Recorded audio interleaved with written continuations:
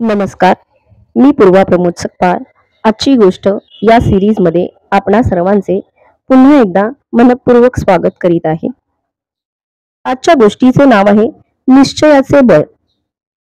15 August 1947 रोजी आपला देश स्वतंत्र झाला. देशाला स्वातंत्र्य मिळवून देण्यासाठी महात्मा गांधीजींनी आयुष्यभर प्रयत्न केले. मोहनदास करमचंद गांधी हे त्यांचे पूर्ण नाव. सगळेजण त्यांना प्रेमाने बापू म्हणत. हेच गांधीजी पुढे खूप मोठे झाले. लोक त्यांना महात्मा म्हणू लागले. हे कसे घडले? हे घडले गांधीजींच्या अंगी असलेल्या गुणांमुळे.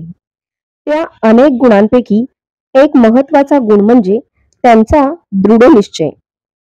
एकदा मनात निश्चय केला, एखादी गोष्ट करायची ठरवली की ते त्यापासून माघार घेत नसत. एका लहानशा गोष्टीवरून त्यांच्या निश्चयी स्वभावाची ओळख होते.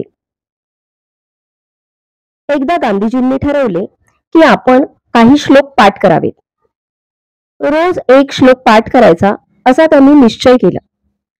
पाठ करायचा श्लोक ते एका कागदावर लिहून काढत. नंतर तो कागद ते भिंतीवर चिकटवून ठेवत. काम करताना येता जाता तो श्लोक ते पाठ करत.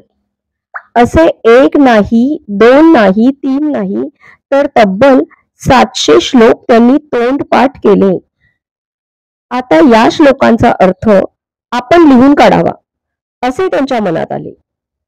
मग त्यांनी रोज एका श्लोकाचा अर्थ लिहिल्याशिवाय ते झोपायचे नाही असा त्यांनी निश्चय केला. आपल्या या निश्चयात त्यांनी एकदाही खंड पडू दिला नाही.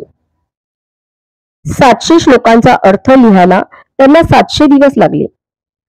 दिसायला ही गोष्ट अगदी छोटीशी, पण अशा अनेक छोट्या छोट्या गोष्टींचे पालन करून गांधीजी खूप मोठे झाले. चांगल्या गोष्टी एकदम करता येत नाहीत. त्यांचा सराव करावा लागतो. त्या नियमित करण्याचा निश्चय करावा लागतो आणि तो निश्चय पाळावा लागतो. गांधीजी नेमके हेच करत.